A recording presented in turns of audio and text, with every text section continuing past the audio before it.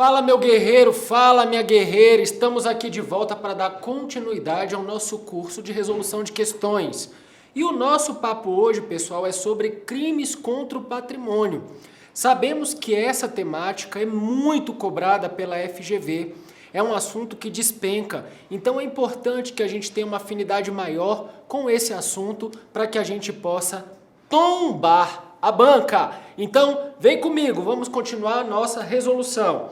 Crimes contra o patrimônio. Primeira questão. Mário subtraiu uma TV do seu local de trabalho. Ao chegar em casa com a coisa subtraída, é convencido pela esposa a devolvê-la, o que efetivamente vem a fazer no dia seguinte, quando o fato já havia sido registrado na delegacia. O comportamento de Mário, de acordo com a teoria do delito, configura.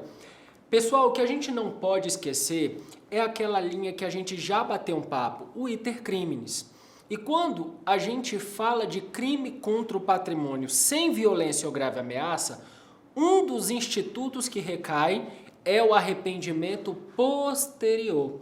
O artigo 16 ele relata que o agente que por ato voluntário, se arrepende e devolve a coisa antes do recebimento da denúncia ou queixa, o agente que por ato voluntário se arrepende posteriormente e restitui a coisa, minora o dano, tem a sua pena reduzida de 1 a 2/3. Então, diferente da desistência voluntária e do arrependimento eficaz, que nós temos a teoria da ponte de ouro, que faz com que o agente passe a responder por um outro crime, sendo afastado aquele dolo inicial, quando eu falo do arrependimento posterior, nós temos o que a doutrina convencionou chamar de teoria da ponte de prata, pois o benefício ao agente é bom, mas não tão bom quanto a ponte de ouro.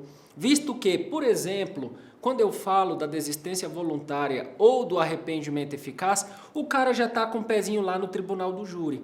Se ele se arrepende e por ato voluntário ele desiste da tentativa ou intervém e salva a vida da vítima, ele responde só pelos atos já praticados. Então ele sai do tribunal do júri, ele sai de um crime doloso contra a vida e passa a responder pelo crime de lesão corporal, que é um crime com uma pena muito mais branda se comparado ao homicídio.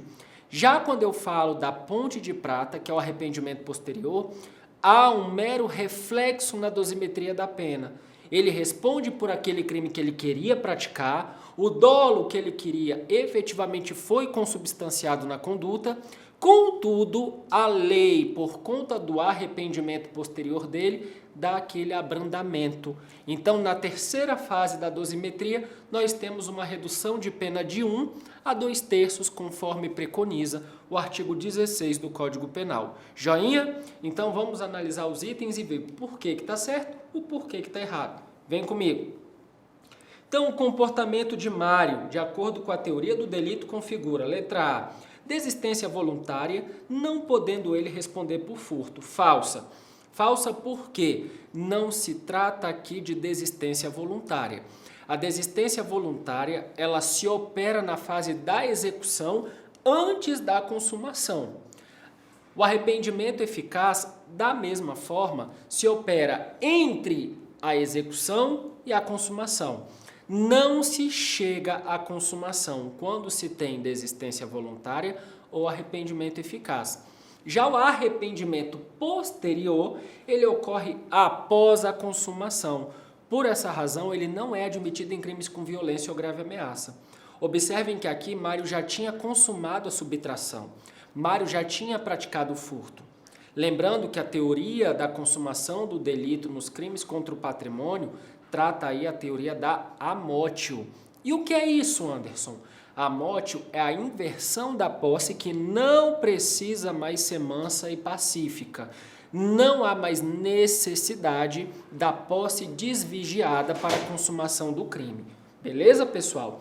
Quando falávamos da ablatio, que é a teoria superada, esta exigia a posse mansa e pacífica, ainda que por um curto espaço de tempo.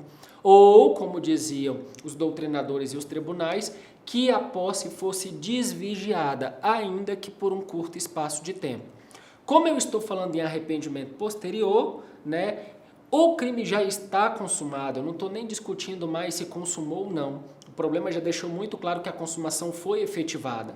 Contudo, por ato voluntário, ele se arrependeu e devolveu a coisa antes do recebimento da denúncia. Então, é exatamente o que a gente tem aqui. Por essa razão, não há que se falar em desistência voluntária. Beleza? Vamos ver a letra B. Arrependimento eficaz, não podendo responder por furto.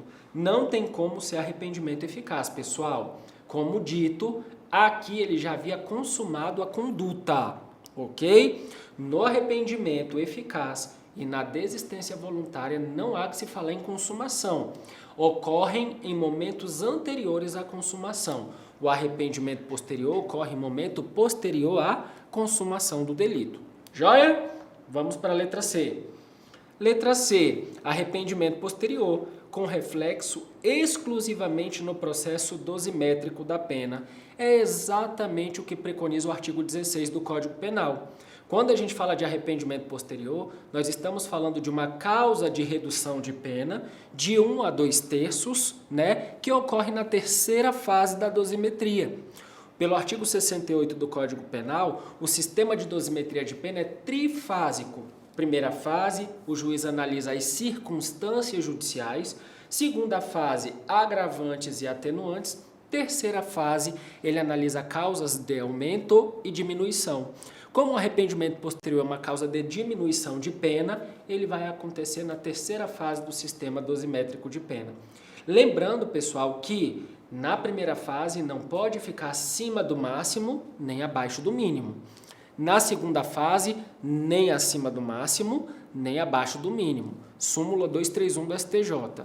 Quando a gente vem para a terceira fase, que é identificada através de fração, aumenta-se a pena de 1 a 2/3, aumenta-se a pena de 1/6 à metade, ou diminui-se a pena de 1 a 2/3, diminui-se a pena de 1/6, nós estamos diante de causas de aumento e de diminuição. Essas podem aumentar a pena acima do máximo, assim como elas podem minorar a pena abaixo do mínimo legal. Beleza? Então, o arrependimento posterior, visto pela doutrina como teoria da ponte de prata, só existe em crimes contra o patrimônio que não tenham violência ou grave ameaça, e para que ele exista, o crime tem que estar consumado.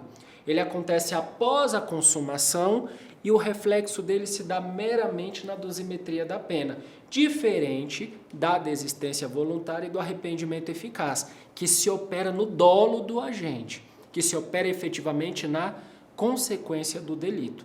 Beleza? Vamos para a letra D. Furto, sendo totalmente irrelevante a devolução do bem a partir do convencimento da esposa. Falso. O artigo 16 preconiza o benefício que nós estamos trabalhando. Então, aqui opera-se sim o arrependimento posterior. Opera-se sim um benefício. Por mais que quem tenha convencido a esposa, o ato foi voluntário, o ato partiu do agente. Não foi a esposa que foi lá e devolveu a TV. Se fosse, não era arrependimento posterior, porque não foi voluntário do agente. Agora, como foi o próprio agente que, sendo convencido, foi lá e devolveu a TV, eu posso avocar o benefício em voga. Já, meu povo? Vamos continuar então nosso conteúdo. Vamos lá. Então, gabarito, letra C, arrependimento posterior com reflexo exclusivamente no processo dosimétrico da pena. Próxima questão. Marcos, visando roubar Maria, a agride, causando-lhe lesões corporais de natureza leve. Antes, contudo, de subtrair qualquer pertence, Marcos decide abandonar a empreitada criminosa, pedindo desculpas à vítima e se evadindo do local. Maria, então, comparece à delegacia mais próxima e narra os fatos à autoridade policial. No caso acima, o delegado de polícia, letra A, deverá instaurar inquérito policial para apurar o crime de roubo tentado, uma vez que o resultado pretendido por Marcos não se concretizou. A letra A está falsa, ela está errada. Por que ela está errada? Primeiro, porque o fato não se concretizou. Por quê? Porque Marcos não quis. Se Marcos não quis, eu não posso falar em tentativa, considerando que a tentativa se dá quando o agente não prossegue na empreitada criminosa por circunstâncias alheias à sua vontade. O problema disse que Marcos deu início à execução de um crime de roubo, que é um crime complexo que envolve violência contra a pessoa ou grave ameaça contra a pessoa, mais a subtração patrimonial, mas ele, no decorrer da execução, pessoal, apesar de já ter agredido Maria, desistiu da subtração patrimonial. E quando a gente fala em desistência voluntária, é exatamente o que o caso aqui narra. Ele estava no meio da fase executória, deu um murro em Maria e quando foi pegar o seu pertence, desistiu do pertence. Então, neste caso, ele deu início à execução de um crime de roubo, mas não chegou à consumação do crime de roubo porque ele não quis. Ele desistiu voluntariamente. O que o artigo 15 preconiza quando a gente fala em desistência voluntária? Que o agente deverá responder somente pelos atos já praticados. Se o que ele praticou foi lesão corporal de natureza leve, eu tenho que analisar a pena desse delito. O artigo 129 caput traz um crime cuja pena máxima não se equipara a 2 anos. É uma pena bem menor. A pena máxima, do crime de lesão corporal é 1 ano. Nessa perspectiva, ele é um crime de menor potencial ofensivo. Incide a Lei 9.099.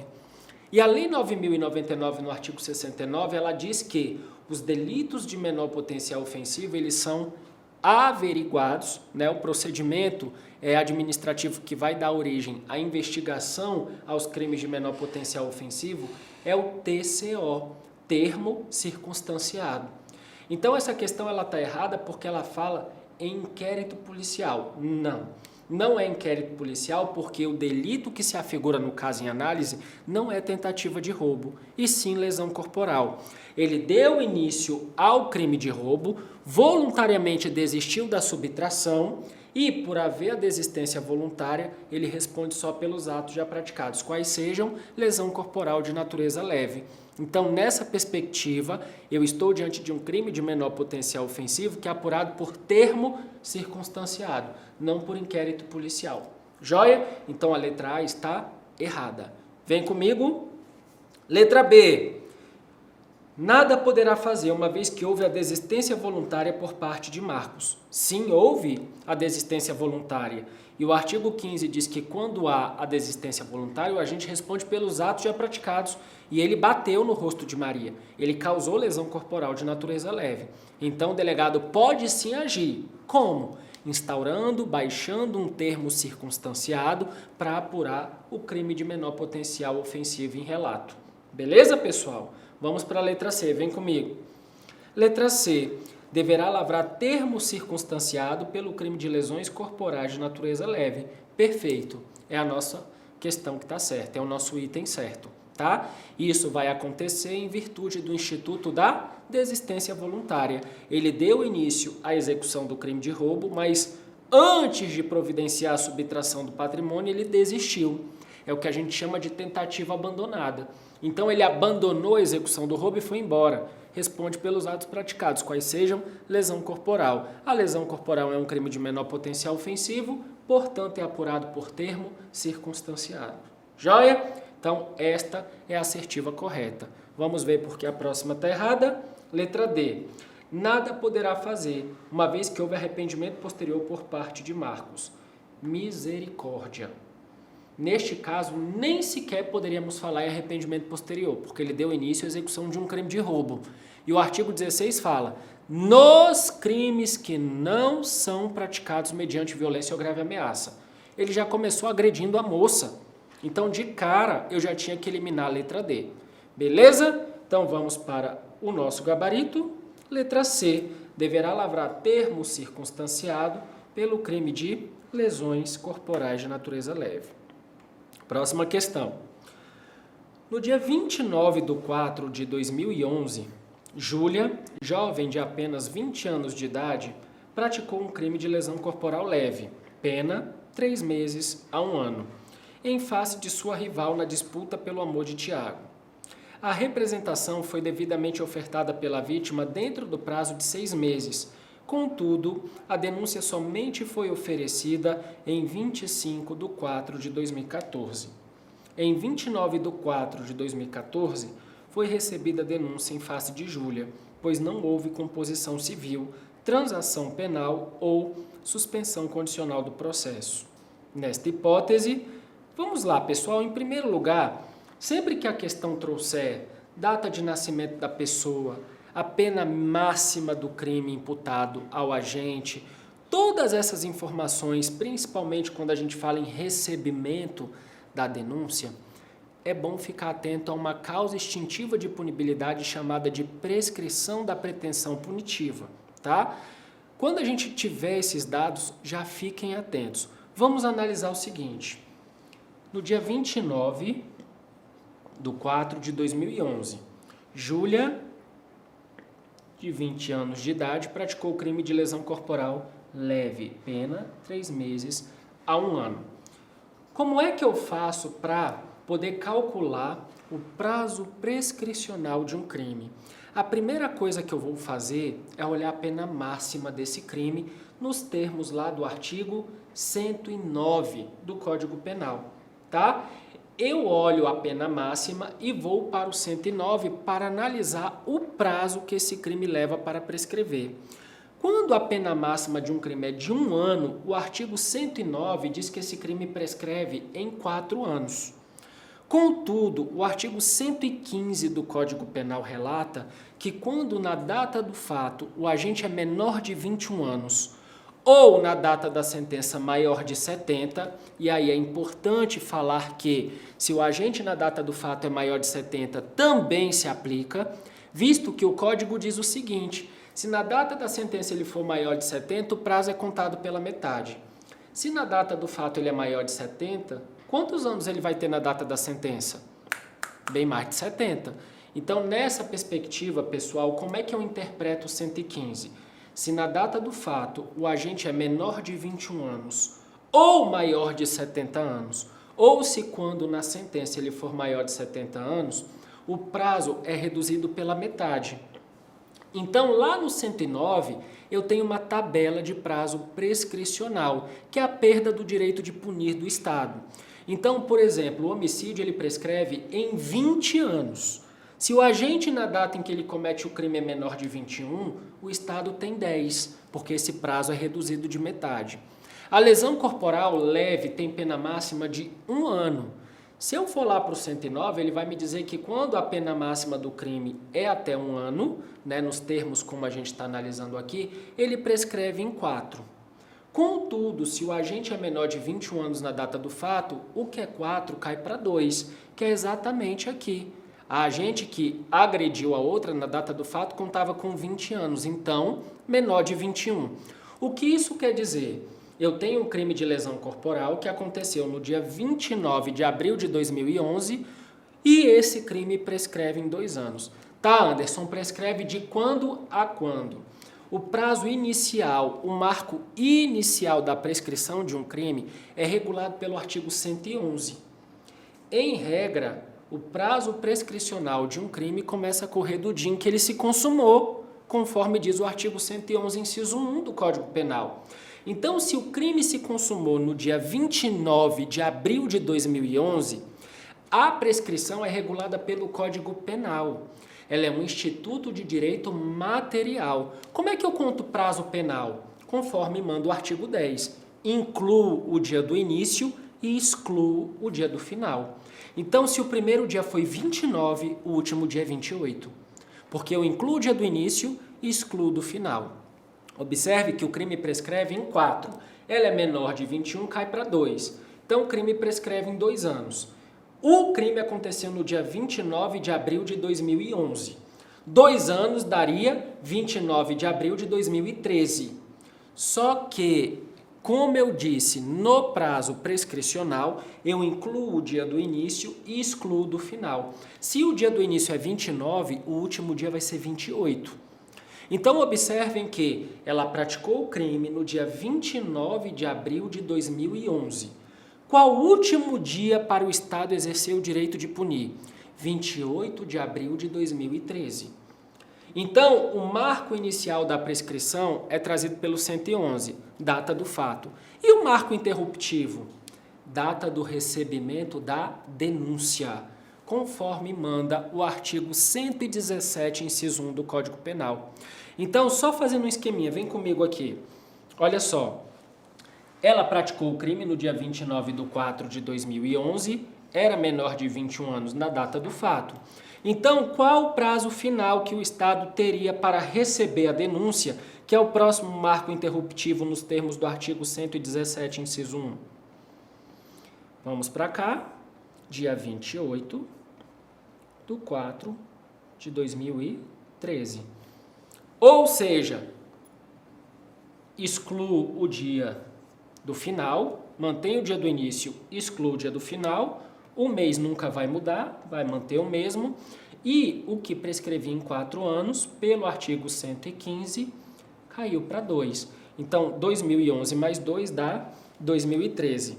Então, observe que, da data do fato ao recebimento da denúncia, não poderia ter passado mais de 2 anos. Só que a denúncia foi recebida quando, pessoal? Olha só. Em 29 de 4 de 2014, a denúncia foi recebida.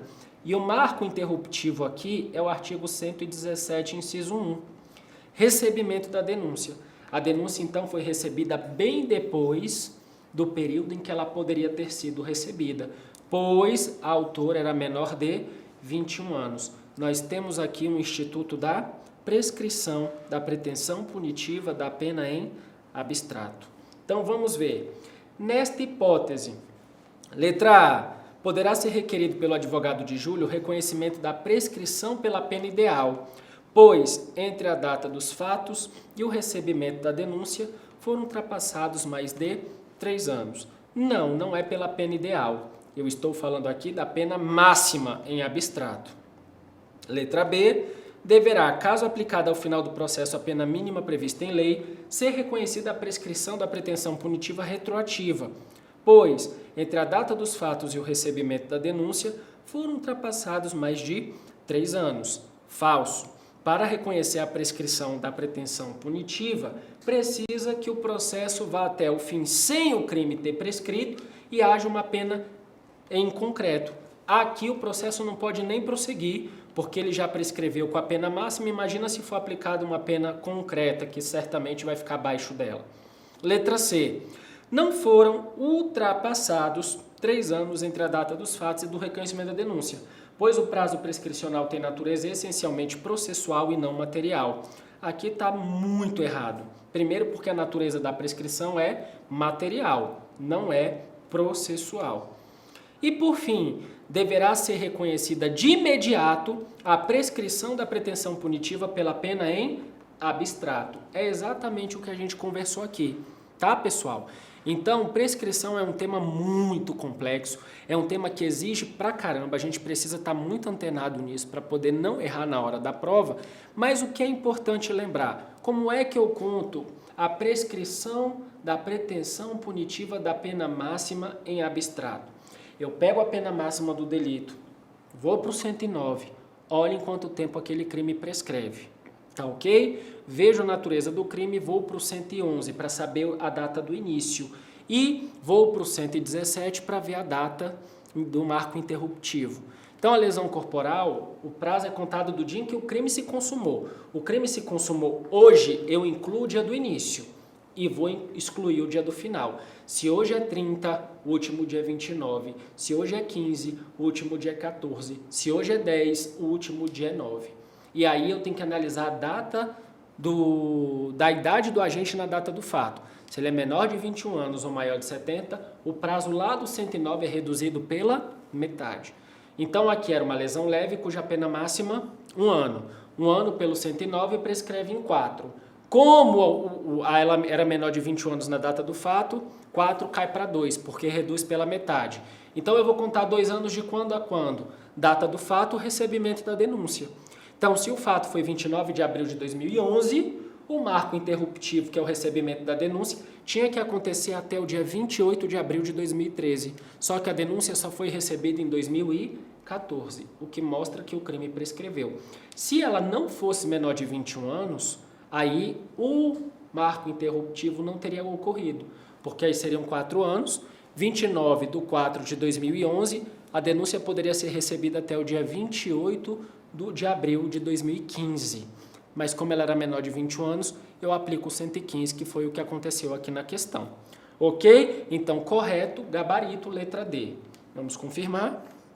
Letra D, deverá ser reconhecida de imediato prescrição da pretensão punitiva pela pena abstrato. Vamos beber uma água e a gente volta já já para dar continuidade aos nossos crimes contra o patrimônio. Até já.